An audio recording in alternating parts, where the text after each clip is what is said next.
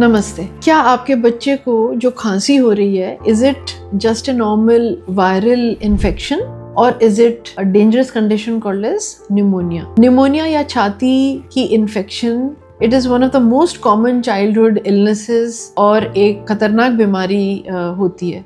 तो danger science क्या है, कैसे डिफ्रेंशिएट करें वायरल इन्फेक्शन और न्यूमोनिया के बीच में? तो the red flags for bacterial pneumonia are, अगर हाई ग्रेड फीवर हो, स्पेशली ठंड लग के कपकपाई आ रही है, बच्चे को खाना नहीं खा रहा है, सुस्त हो रहा है, लेथार्जिक है, सोता जा रहा है ऑल द टाइम, पसलियां चल रही हैं, गीली खांसी आ रही है, बलगम आ रही है, या गीली खांसी के बाद उसको अगर वॉमिटिंग हो रही है, अगर फास्ट ब्रीदिंग हो रही है, तो all these could be red flags that this is something to worry about. कोई भी रेड फ्लैग्स हैं, don't wait, take the opinion of your pediatric pulmonologist or pediatrician at the earliest. Recognize fast, act fast, save a life, save an admission. Thank you.